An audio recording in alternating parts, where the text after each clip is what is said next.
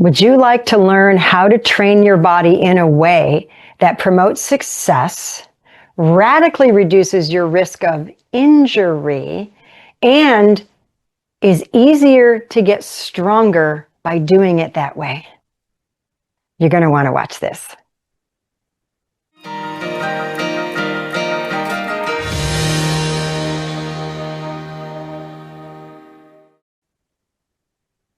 So I'm hoping that you watched the part 1 of this video, because I talked about eccentric loading, and I talked a lot about how the muscles load, and they are designed to be a subconscious reactor to conscious intent, which means if I'm going to intend to sit down in a chair, I'm trusting my muscles to react to that intention as I start to descend, and they are going to get longer under tension, and they're going to control my descent so that I sit safely and I don't injure myself.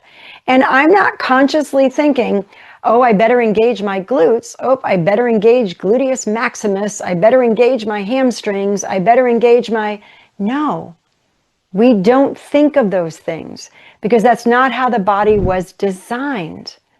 So let me show you a little bit of a better demonstration of eccentric loading of the muscles so that you'll have a nice picture in your head. This is my little flying monkey here. I love my little flying monkey. It was a gift from someone that I care about. And so when I go to lengthen this little monkey's arms so that he can fly, the longer I lengthen, the further he's going to fly. Because the longer I lengthen, there's more energy, more tension being built up in those bands, which is similar to how your muscles work. So if your muscles get longer before you release them, or I should say, you're loading that tensional energy in the muscles by lengthening, and then you let go to unload, that's the power that gets released. So I want to show you how to do that in some of your major muscle groups today in this video, so that you can learn how to train and apply this knowledge, because knowledge is useless if you don't know how to apply it. So let me show you. Your calf muscles. Most of us, when we go to train our calves, we just kind of do this. We just sort of, we'll push up, and sometimes we'll be on a stair, and we'll drop down, which gets it a little bit longer, and then push up, drop down, gets it a little bit longer, push up. That's a little bit better. But we also want to incorporate 3 planes of motion, because your ankle has to be able to perform really well in 3 planes of motion when you walk, when you run, when you do pretty much anything on your feet. Your ankle has to do 3 planes of motion. So why do we only train in 1? So we are going to load the calf muscle to unload the calf muscle, and we're going to do it in 3 planes of motion. Are you ready? So I'm going to show you against the wall here. So I've got my foot back so that when my other foot comes forward, I'm now in dorsiflexion. So now when I go ahead and lift that heel up, I'm working that calf, but it's coming back down in a dorsiflexed position.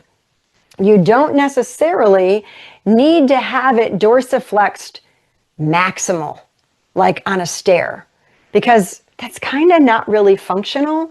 When you're walking, running, living life, it really doesn't have to go that far.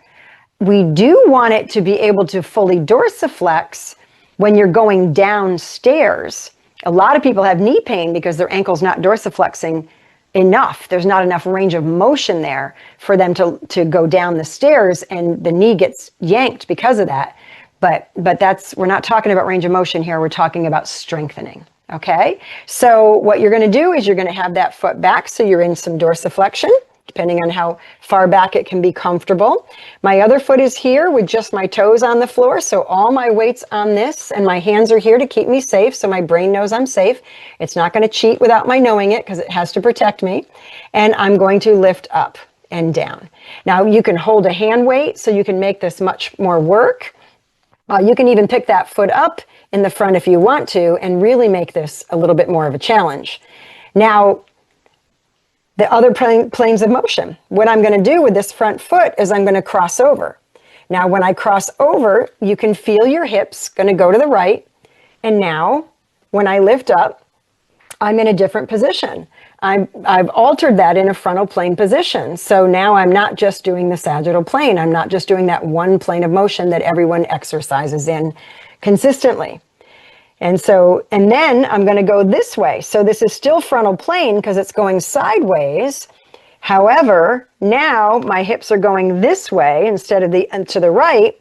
And now when I lift up, it's even more so. And you can actually pick that foot right up off the floor, but because you've swung that leg over, you are still influencing the position of that calf as you do that heel lift. Now we've got two more motions because we want to get rotation involved because we move forward and back in sagittal plane, we move side to side in frontal plane, and we rotate in transverse plane. So let's get some rotation in there. So how we're going to do that is that front foot is going to turn. So now my front foot has turned in front of me, and I'll show you this way. So it's turned. So it's kind of, my left foot is turned to the right. My pelvis is rotated to the right, and it's easier if you kind of take your right hand off the wall so that you can easily let your body rotate. And now I'm in a supinated position as I do that heel raise. So it makes a very big difference on how those muscles are loading. And then of course we've got the last motion, which is going to be turning left with my body as my left foot points left. And now I'm in a little bit more of a pronated position as I strengthen that calf. So you're going to be strengthening your calf in the sagittal plane, but then you're going to be strengthening it in eversion and inversion and supination and pronation. And I'm guessing most of you have never even known that was a possibility or anything about that. And it's such a healthy, beautiful way to strengthen your foot, ankle, calf complex so that it functions much better, and everything from the ground up influences everything else. So your ankles influence your neck, your shoulders, your back, your hips, your knees, everything. So you want those ankles to be functioning in an optimal way in all three planes of motion with functional strength. Okay.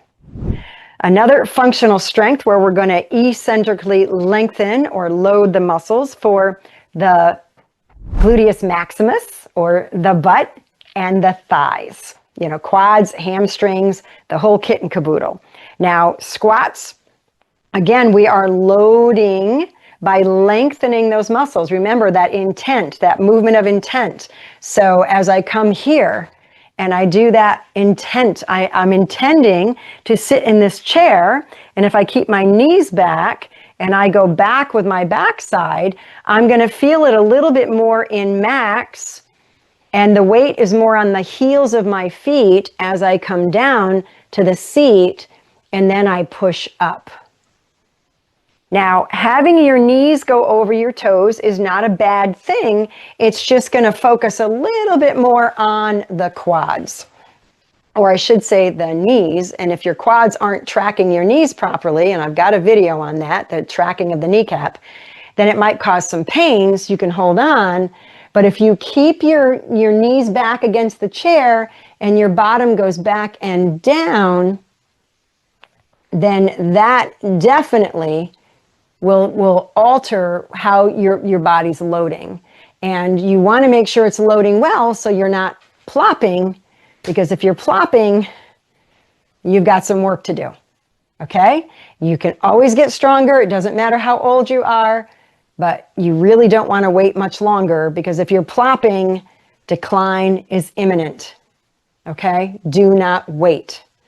All right, so there's the squats. We're getting longer under tension. Now, how would you do this in 3 planes of motion? Well, there's lots of ways to do this in 3 planes of motion. You can load from the top down, which means I can do things with my arms that can put me in a little bit of a different plane of motion and load the muscles differently. So depending, if I go ahead and reach sideways, then that's going to show you this way. So if I go ahead and reach sideways as I squat, so I go down and I'm leaning this way as I squat down, that loads things very, very differently. What if I want to rotate? So if I reach this way and I rotate as I go down. You can do it from the bottom up. You can change your foot position. You can do your feet easily in 27 different positions. They can be side by side. They can be wide. They can be narrow. You can have one forward, the other forward, toes turned in, toes turned out. Now, I'm not saying toes turned in like, you're completely pigeon-toed, or toes turned out where you're doing a plie in ballet. I'm talking a small turn out, a small turn in, and that changes the trajectory of things. And if your knees don't like it, just alter them. And I know I recently did a video on the perfect squat for you. But here I want to focus on you understanding that you are eccentrically loading the muscles. And so they're getting longer, subconsciously reacting to your conscious intent of squatting down. It's not about consciously engaging anything. You just want to make sure that you know what position you're in and that you're safe. If you go too low and you can't get back up, you got to have something to hold on to, or have a seat available. So you want to make sure that you're safe depending on your starting point. Okay? Now, there's also lunges, and lunges are a beautiful way of loading max, of loading the thighs. They pretty much can load a lot of things depending on the arm position when you go to lunge. But when I go to take a step forward, I'm lengthening pretty much everything depending on what I do with my foot position. So say the foot that's behind me, okay? So the foot that's behind me, if I keep my heel down, now I'm loading the calf and I'm getting a little more dorsiflexion. But if I don't worry about keeping that heel down and I just want to lunge and this leg just, does what it wants to do, then I'm going to get a lot more here because it's almost like I'm picking this foot up and that front leg is loading a lot more. And what I mean by loading is, say this is the leg I lead with, what's getting longer here? Hamstrings getting longer at the ischial tube, glutes are getting longer, my back muscles are getting a little bit longer as I lean forward, but it's really all happening at the hip, the back hip. So between the back hip and the hamstring, and of course the quad because the knee is bending here, and the calf, you're getting a lot of loading. And then you unload by coming back up out of the lunge. And that is going to create power. You're going to get that 30 to 40% more power by loading into that lunge and then unloading out of it. Okay? And you can lunge in all 3 planes of motion. You can lunge forward, you can lunge sideways, you can turn when you lunge. It's very easy to do.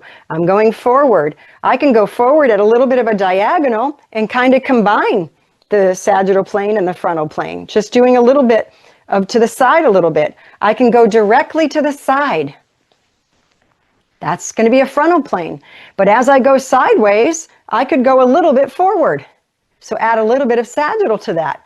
Or I could rotate as I go sideways. But if I do a back step with a twist, I get a lot of rotation, as you can see. So you can load your body in all these different planes. Here's another way, rotating to the left, rotating to the right.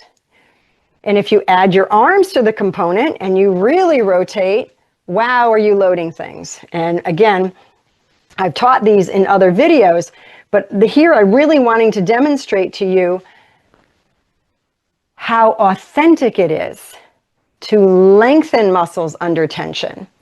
to subconsciously have the muscles trained to react to that conscious intent of the movement that you're performing. That is key because it's so authentic and it's much less likely to injure you, and it's going to increase your chances of seeing improvement, success, no pain, even resolving pain in different body areas. You might be shocked at I know many of you make comments on these videos and you can't believe the progress you've made and how much this has helped you to get out of pain. So this is the real deal. So please hit the like button, hit the subscribe button. Make sure the more that, the YouTube knows that people are watching these videos, other people will actually be shown these videos. All right, now the core, the abs. This will be the last major body part that we're going to focus on for today.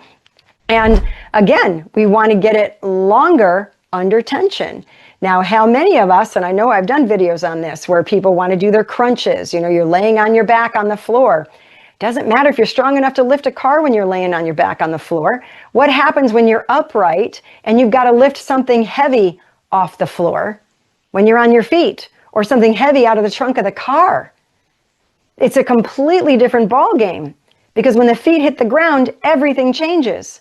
When you're laying down, gravity's not as big of a deal. You're not having the ground reaction force. You're not eccentrically loading anything because you're starting off in neutral and then you're lifting up. So you're shortening everything without lengthening. So, and what you really want is the front of that body to get nice and long so that when you're reaching up overhead, you've got good control. You've got good eccentric control here so you don't fall backwards and lose your balance. How many people do this when they get older? Because they're so weak here, if they stood up, they'd fall because this part of their body wouldn't keep them from falling back. It can't get longer and control that length under tension. So let's train the way our bodies are really designed to work, okay? So you can use weights, you can use a band, and this was in the part 1 of this. I showed you this position, but the goal here is to lean back, controlling that tension as the front of the body lengthens, and then come out of it to unload that tension. So I'm loading the tension and I'm unloading the tension. So I'm keeping my elbows in the same spot. I'm loading and I'm unloading. And you can do this in a stride position. So I can put one foot forward and load and unload. Now you're going to feel this a little bit more in that back hip. I mean the leg that's back, but you're going to feel it in the front hip and the front of the body. This isn't about the triceps. That's not what I'm doing. And the arms aren't going forward and back. They're staying right here. We're loading and unloading the front of the body. Now you can do it holding a hand weight, but this is such an authentic way to really get your body to respond subconsciously to that conscious intent. And then when you go to live life, your body responds the way it's designed to, because you've trained it that way, and it has strength that's authentic for real life. All right. Thank you for watching. I really hope this helps you to move without pain and have lifelong well-being. And I'll see you in the next video.